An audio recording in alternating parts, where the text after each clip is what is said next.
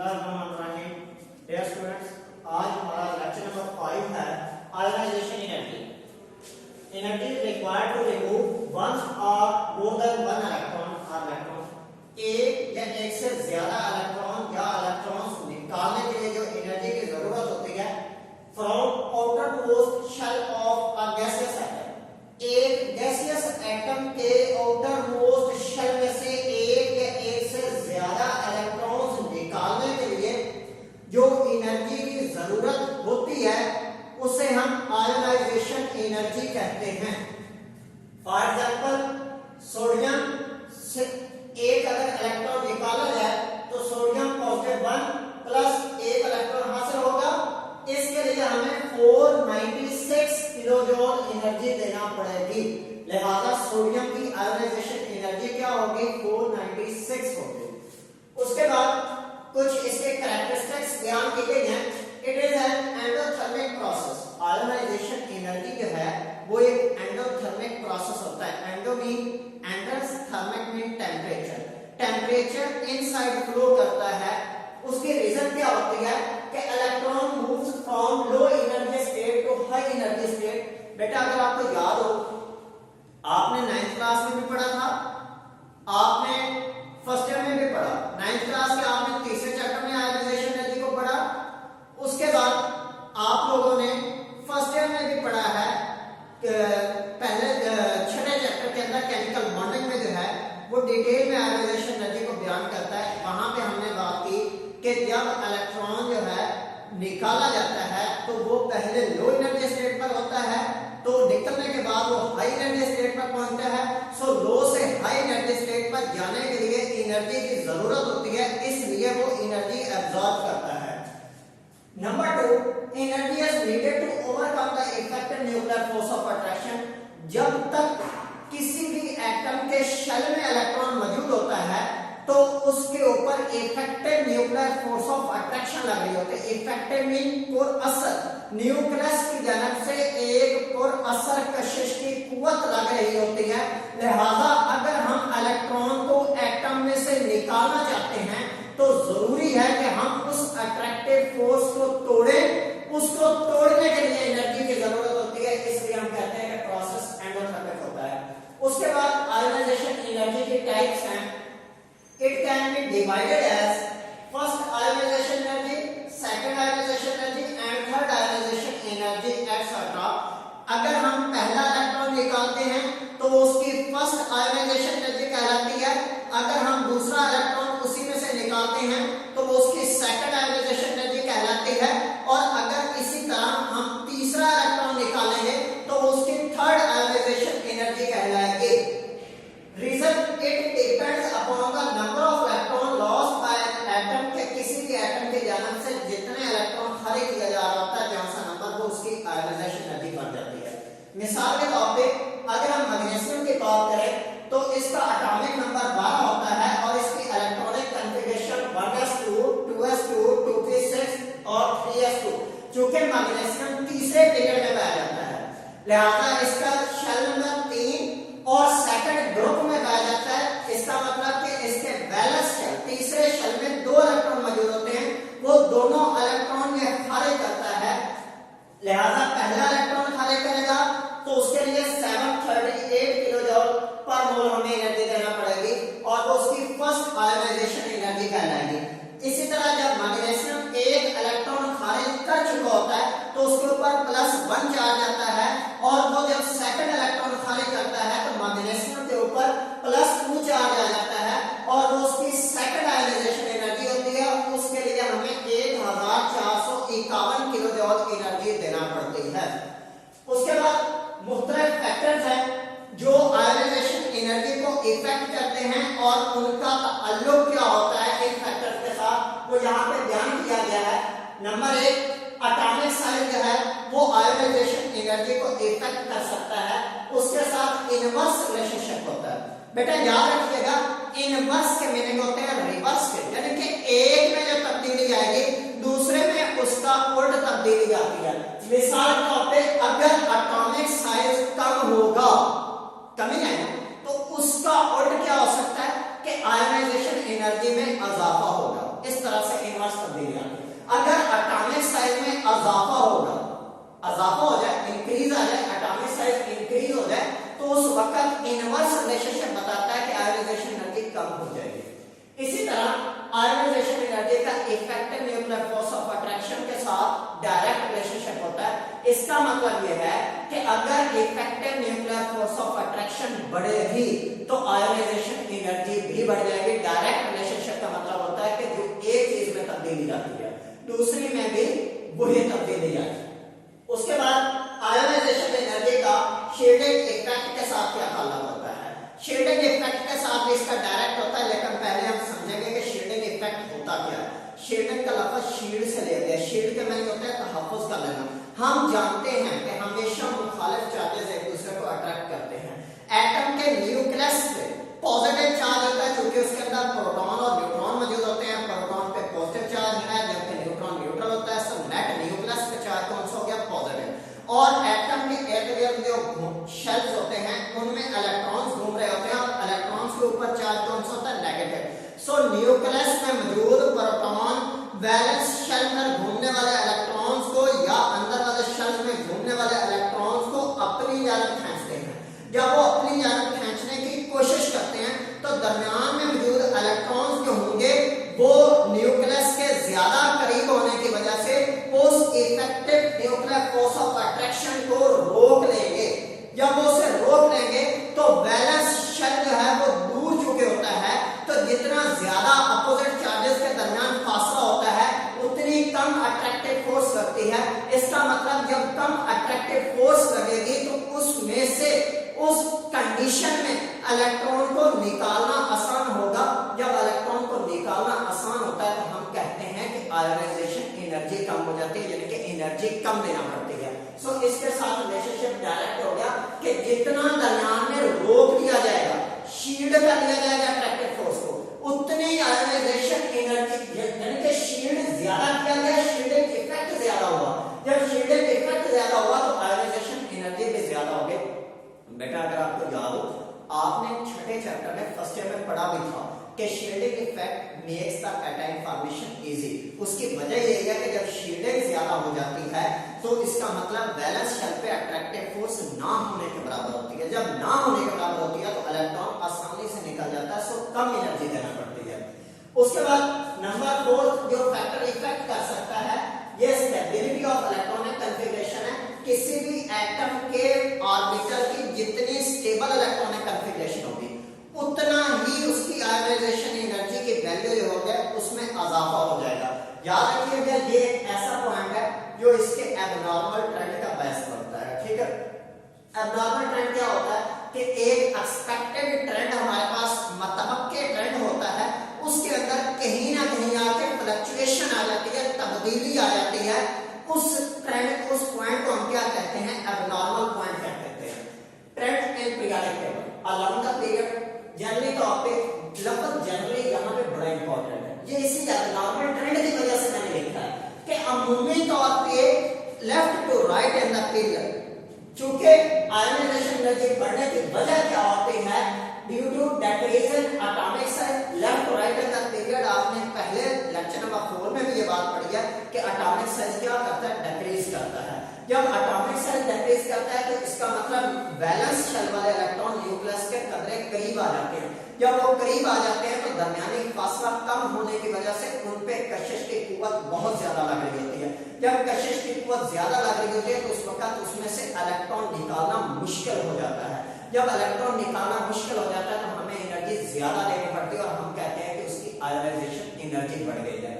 इसी तरह increase in effective nuclear force of attraction, अभी मैंने बोला कि कशिश की कुव्वत, अगर लफ्ज effective nuclear force of attraction पे हम गौर करें तो वो क्या कह रहा है कि फोर्स ऑफ अट्रैक्शन, अट्रैक्शन की एक कुव्वत है। इफेक्टिव और असर, न्यूक्लियर का लफ्ज न्यूक्लियस से लिया गया, यानी कि न्यूक्लियस की पुर असर कशिश की कुव्वत। पुर असर से मुराद कि कितनी सूदमंद होगी, कितना वो असर रखती है उसके ऊपर।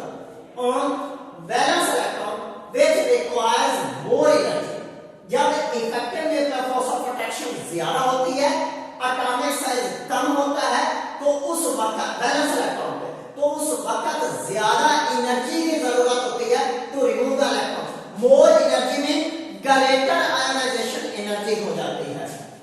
लिहाजा expected trend of ionization energy of second period, अगर हम सेकंड पीरियड के इस जनरली ट्रेंड जो हमने अभी बयान किया उसके मुताबिक मतलब के तौर पे अगर ट्रेंड का हम जो है सीक्वेंस लिखें, आर्डर लिखें, तो हमें नजर आता है कि लिथियम की सबसे कम आयोनाइजेशन एनर्जी होगी, उससे ज्यादा बेरिलियम की, उससे ज्यादा बोरॉन की, उससे ज्यादा कार्बन की, उससे ज्यादा नाइट्रोजन, उससे ज्यादा ऑक्सीजन, उससे ज्यादा फ्लोरीन और सबसे ज्यादा नियॉन की होगी।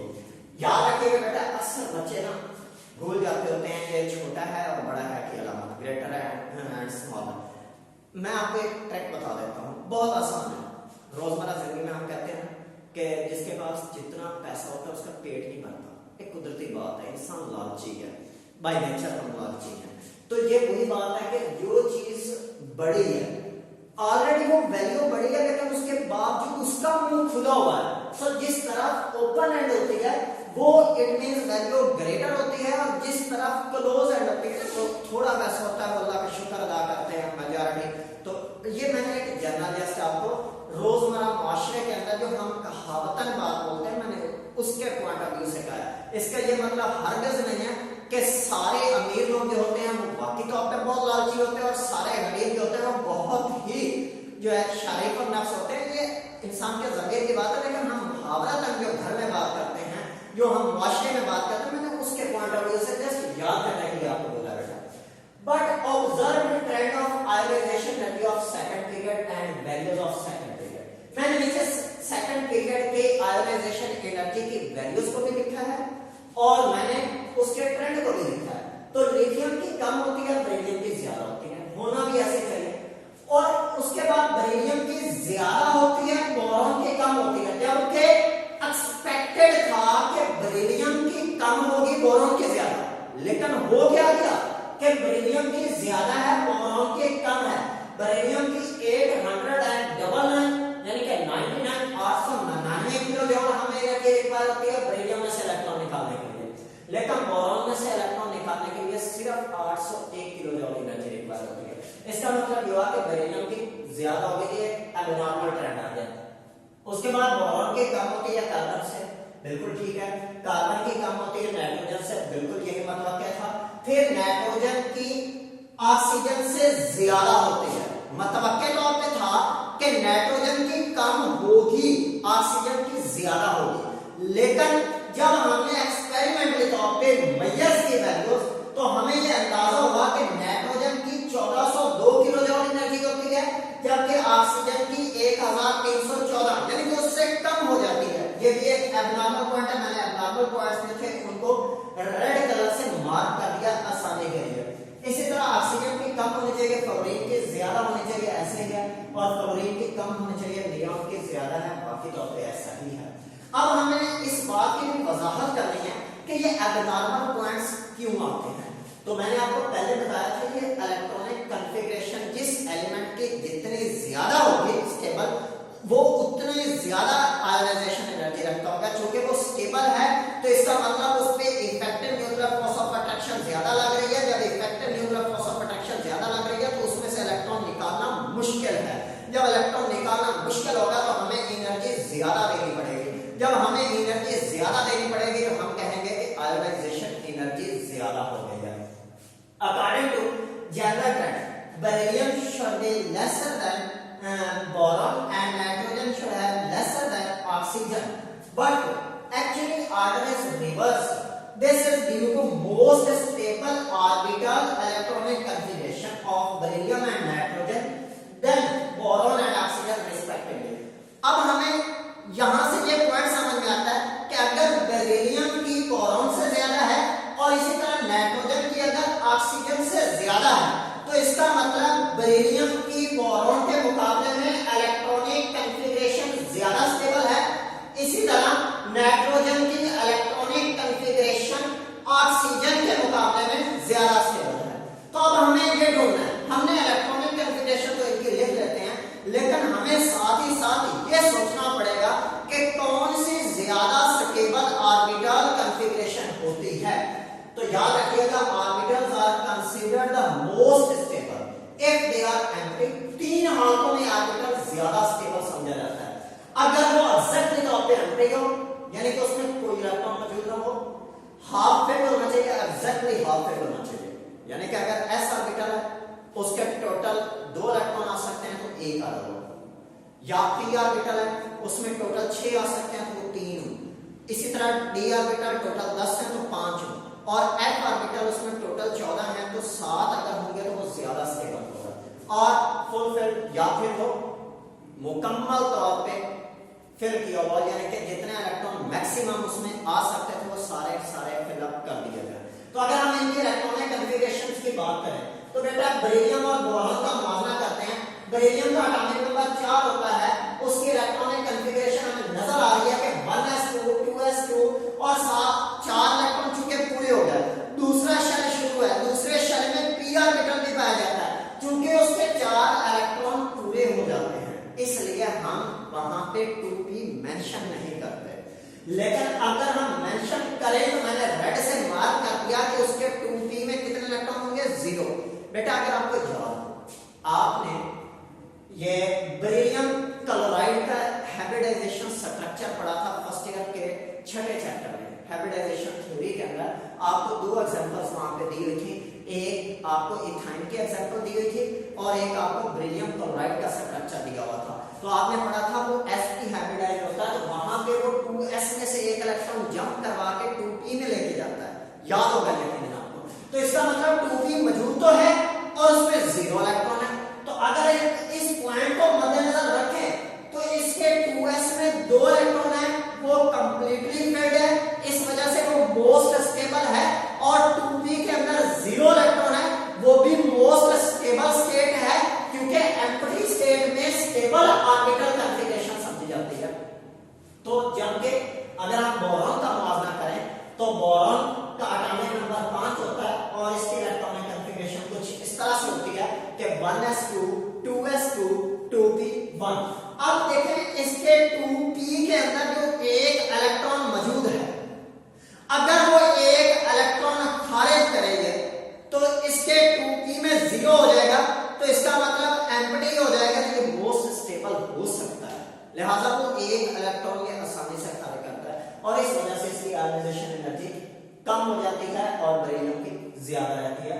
इसी तरह हम नाइट्रोजन और ऑक्सीजन की बात करें तो दोनों का मुवाजना करते हुए हमें नजर आ रहा है कि नाइट्रोजन का एटॉमिक नंबर चूंकि 7 था, उसके 2p के अंदर जो है 3 इलेक्ट्रॉन मौजूद थे, 3 मतलब एग्जैक्टली हाफ फिल्ड है नाइट्रोजन, इसलिए वो मोस्ट स्टेबल ऑर्बिटल स्टेट रखता है। लेकिन ऑक्सीजन के अंदर 2p4 है, उसके 3 के बाद जो चौथा इलेक्ट्रॉन यानी कि एक एक्स्ट्रा इलेक्ट्रॉन p के अंदर मौजूद है वो आसानी से निकाला जा सकता है, इस वजह से उसकी आयोनाइजेशन एनर्जी की वैल्यू क्या हो गई है, कम हो गई है।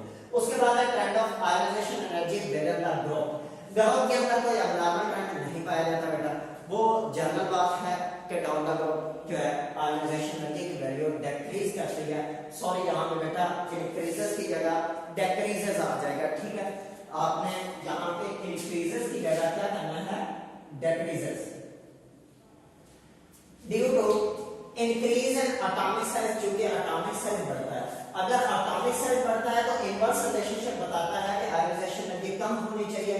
उसके बाद शेडिंग इफेक्ट भी इंक्रीज करता है and decrease in effective nuclear force of attraction के बैलेंस शेल पर कशिश की कुव्वत बहुत कम हो जाती है, जब वो कम हो जाती है तो इलेक्ट्रॉन निकालना आसान हो जाता है, इसलिए हम कहते हैं कि आयोनाइजेशन एनर्जी क्या हो जाती है, उस वक्त कम हो जाती है।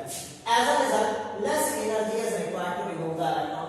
उसके बाद values of ionization energy of group number 1A के मैंने कुछ एलिमेंट्स की वैल्यूज यहां पे लिखी हैं कि लिथियम की 520 होती है किलोजूल पर मोल, सोडियम की 496 उससे नीचे है, कम होगी, पोटेशियम उससे नीचे है, उसकी 419 किलोजूल पर मोल होती है, रुबिडियम उससे भी नीचे है, 403 होती है, इसी तरह सीजियम बेटा 377 किलोजूल पर मोल रखता है, वो उससे भी कम वैल्यू रखता है। उसके बाद ग्राफिकल एक्सप्लेनेशन भी आपको बेटा दी गई है, पीरियड के अंदर आपने देखा कि हाइड्रोजन से हीलियम तक बढ़ गया है, उसके बाद सेकंड पीरियड देखो लिथियम से बेरिलियम तक बढ़ी, बेरिलियम से बोरॉन तक कम हुई, बोरॉन की कम है, फिर कार्बन की उससे ज्यादा, नाइट्रोजन की उससे ज्यादा, ऑक्सीजन की फिर कम, फ्लोरीन की उससे ज्यादा और नियोन की उससे ज्यादा। इसी तरह अगर ग्रुप में हम देखें तो लिथियम से कम सोडियम की, सोडियम से कम पोटेशियम की, पोटेशियम से कम रुबिडियम की, रुबिडियम से कम सीजियम की। इसके बाद बेटा आप लोगों ने याद रखना है कि कुछ रिलेटेड क्वेश्चन है कि second ionization energy is always greater than first ionization energy हो गया। इस तरह के छोटे छोटे क्वेश्चन वो आप लोगों ने खुद अंडरस्टैंड करना है, क्योंकि आप देखेंगे कि जब पहला इलेक्ट्रॉन निकल जाता है तो उस वक्त रिमेनिंग इलेक्ट्रॉन पे actually effective nuclear force of attraction की वैल्यू बढ़ जाती है। जब अट्रैक्टिव फोर्स बढ़ जाती है रिमेनिंग इलेक्ट्रॉन पे तो उसमें वक्त इलेक्ट्रॉन को निकालना और मुश्किल हो जाता है।